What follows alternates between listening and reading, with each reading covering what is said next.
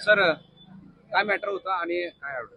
आज संदीप मोरे आणि न्यायमूर्ती खोब्रागडे यांच्या समोर करुणा मुंडे यांनी याचिका दाखल केली होती. त्यामध्ये आज सुनावणी होती. मागच्या 2 आठवड्यापूर्वी ज्यावेळेस सुनावणी झाली त्यावेळेस सरकारला सांगितलं होतं की करुणा मुंडेला त्या खोट्या केसेसमध्ये अडकलं होतं. त्यामध्ये हायकोर्टाने त्यांची मुक्तता केली होती. मुंबई हायकोर्ट आणि औरंगाबादच्या बेंचनं खोट्या केसेसमध्ये त्यांना गवल्याचं.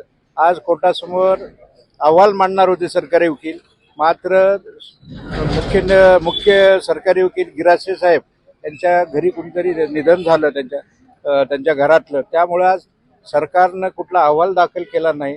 मात्र कोर्टाने 2 आठवड्यात परत सुनावणी ठेवलेली आहे आणि 2 आठवड्यात त्यांना अहवाल दाखल करायचं सांगितलेलं आहे.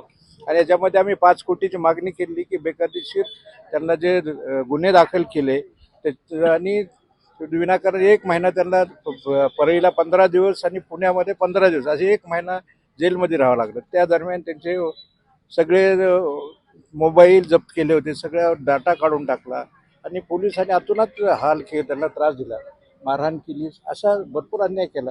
ते आम्ही पोलीस आयुक्त मुंबई यांना तक्रार केली होती की असे जे जबाबदार अधिकारी आहेत, जो PI ज्या कॉन्स्टेबलनं गाडीमध्ये रिव्हॉल्वर टाकला लेडीजच्या वेशामध्ये जाऊन, आणि नंतर एका महिला सरकारी कर्मचाऱ्यानं त्यांच्यावरून केस केली अट्रॉसिटी खाली. त्या केसेस त्यामध्ये एक जो त्यांच्याबरोबर गार्ड होता त्याचा तर मृत्यू पावला जेलमधून बाहेर आलेला. असे आम्ही याचिका दाखल केली. या प्रकरणाची चौकशी करा आणि योग्य कारवाई करा आणि 5 कोटी नुकसान भरपाई द्या अशी होती. आता पुढची तारीख कधी? आता 2 आठवड्यांनी ठेवली. ठीक. हो ठीक.